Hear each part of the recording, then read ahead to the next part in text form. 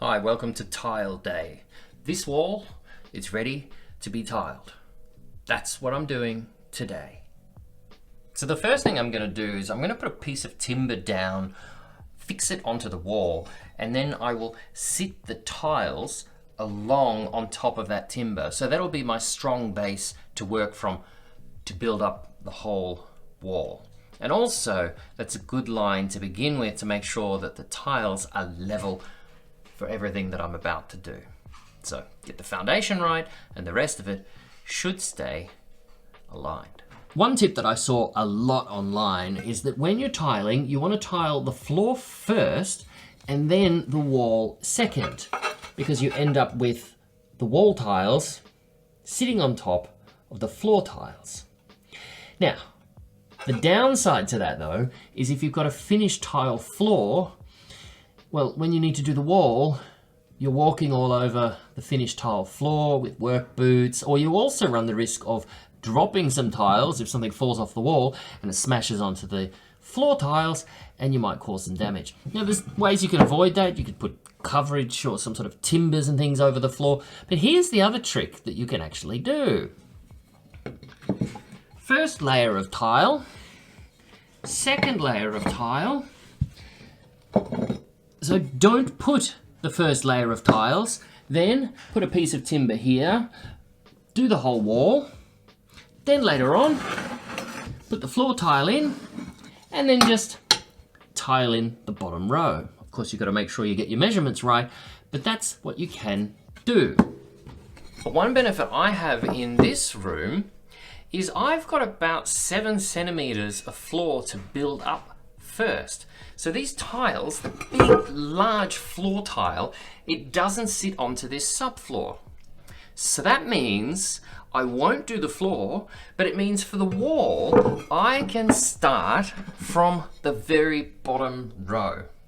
So along my line, where the final floor finish will be, I'm going to put a piece of timber, and that's where I'm going to begin tiling up this entire wall. Then later on, once it's dry, I'll start building up the floor kind of underneath that bottom row, and then the floor tile will just slip in underneath. So that's what I'm going to do now.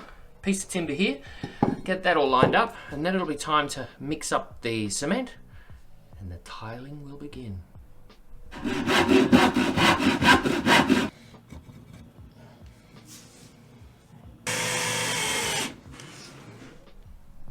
Now I start to place the tiles along this base timber. And of course, it's not going to be a perfect fit, so I'm going to have to cut at least one tile for every row, and that's what I'm going to do now. Figure out my first tile to cut, and it's time to try and cut one of these. I have got the luck with me today. So I've just spaced out the first row of tiles, and over by the door, it's a perfect fit. So I do need to cut at least one tile for every second row, because the tiles will be staggered. It's not going to be a grid, it'll be staggered, or they kind of overlap half and half. Now it's time to try and break a tile evenly in half. I'll score it and then snap it. Let's see how this goes.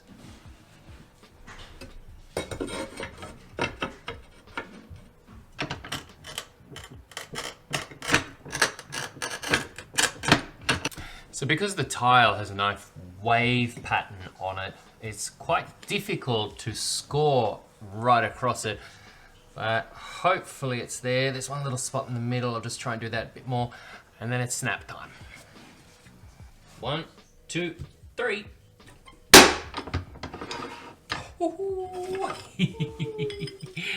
It worked. So another 20 of them, and I'll then be able to start doing some actual tiling. Good start.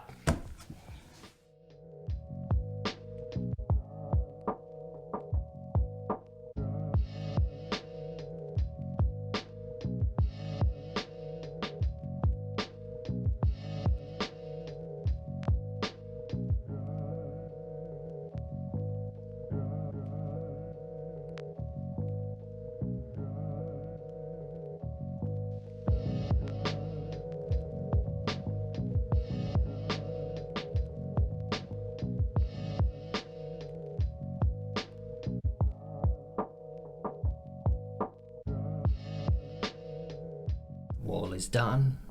That took 6 hours, a tiling marathon. But yes, it looks very nice. Yeah, and he made a good choice. This pattern, very, very nice. It's not finished, needs grout, needs a little bit more work. I'll continue that. Have another renovation update for you on Monday. See you then. Thanks for watching. Bye for now.